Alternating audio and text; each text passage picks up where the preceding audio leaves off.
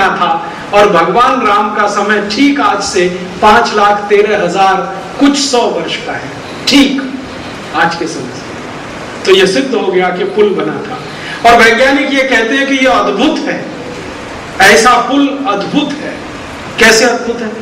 वो ये कहते हैं कि इस पुल को बनाने के लिए बहुत बड़े बड़े पत्थरों को समुद्र में डुबोया गया है। और वैज्ञानिकों ने यहां तक कह दिया है कि इन बड़े पत्थरों को समुद्र के तल तक पहुंचाने के लिए पत्थरों के साथ जहाजों को भी डुबोया गया। और कंबन रामायण में यह बात आती है कि भगवान राम ने नल और नील आप जानते हैं रामायण में है, नल और नील ये जो है ना सुग्रीव और हनुमान, इन्हीं के मित्र मंडली के दो लोग हैं, दोनों सिविल इंजीनियर, आज की भाषा में मैं कहूँ तो वास्तु विशेषज्ञ हैं दोनों के दोनों, क्योंकि उनका वर्णन बहुत लंबा है कंब रामायण में। नल की विशेषताएं क्या हैं?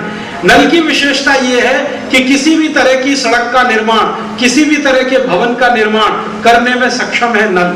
और नील की विशेषता क्या है? नील की विशेषता यह है कि पानी से जुड़ा जितना इंजीनियरिंग है, जिसको आज की भाषा में हाइड्रोलिक्स आप कहिए, उसका विशेषज्ञ है। तो ये नल और नील दोनों भाई हैं और राम की सेना के सैनिक बन गए हैं, क्योंकि ये सुग्रीव के दोस्त हैं, सुग्रीव राम के साथ आ गए।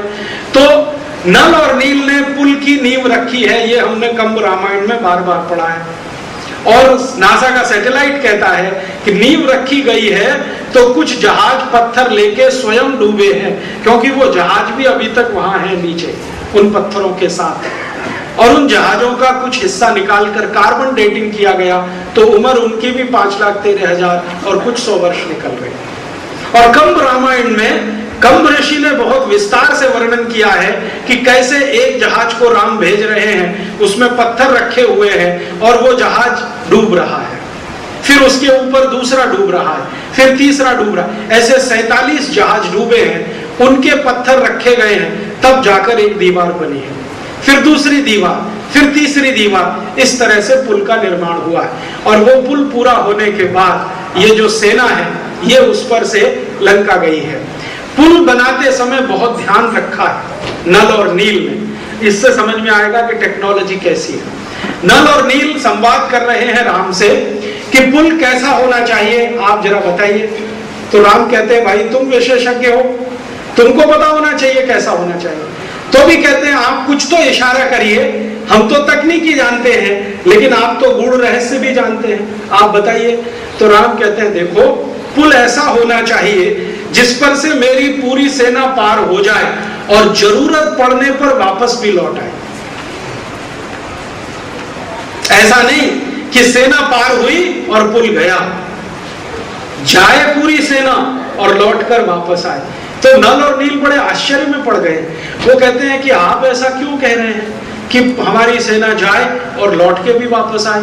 तो राम कह रहे हैं कि मैं जिस रास्ते जा रहा हूं इसी से वापस भी आऊंगा। तो नल और नील पूछ रहे हैं कि भगवान वो तो बड़ी अच्छी नगरी है लंका, सोने की है, हीरे जवाहरात है, बहुत धन है, बहुत संपत्ति है, आपके बारे में तो मैं ये सोच रहा हूं कि आप वहां जाके रहेंगे, रावण को मारेंगे और वहीं अपना आवास बनाएंगे। तब नल नील को उन्होंने कहा है जननी जन्म भूमिश्च स्वर्गादपि गरीयसी, कि जिस भारत माता ने मुझे जन्म दिया है वो स्वर्ग से महान है। भले वहां सुविधाएं कम हैं, धन संपत्ति कम है, लेकिन मैं लौटूंगा अपनी जन्मदात्री के पास, मैं लंका में नहीं रहने वाला।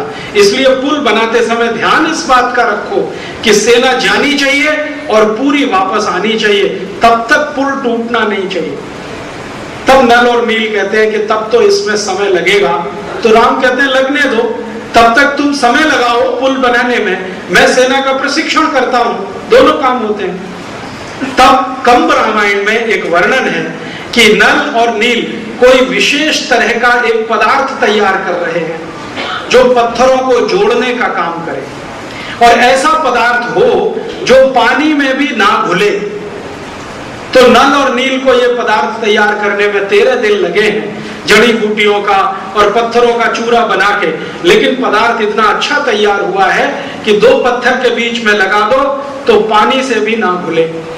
और अब नासा ने यह मान लिया है कि जो पत्थर आपस में जुड़े हुए हैं, कुछ अद्भुत पदार्थ से जुड़े हुए हैं जो 5,13,000 साल बीतने के बाद भी अभी तक घुला नहीं है, और पत्थरों को जोड़कर उसने अभी तक रखा हुआ है।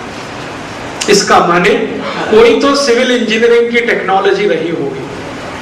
आज की आधुनिक विज्ञान में ले दे के जोड़ने के लिए एक ही चीज है, वो है सीमेंट। और सीमेंट की अधिकतम जिंदगी 100 साल है। 100 साल का सीमेंट है। अच्छी से अच्छी बिल्डिंग कितनी भी कंक्रीट वाली आप बना दो, 100 साल के ऊपर नहीं टिकती। 100 साल के बाद बिल्डिंग जाती ही है।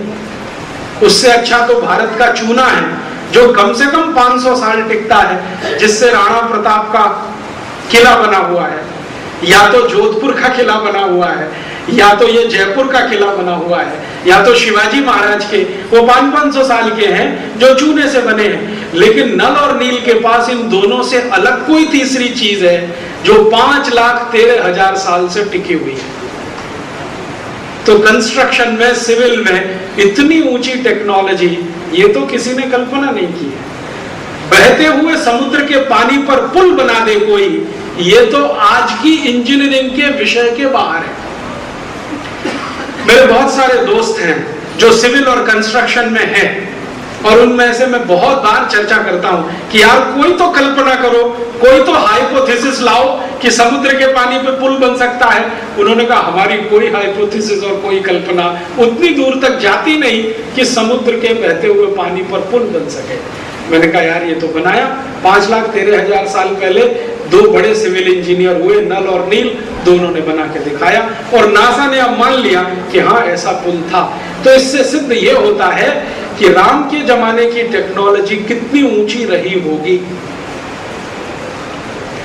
और अब जब ये सबूत मिल गया, ये देखिए 2 तरह के लोग होते हैं दुनिया में।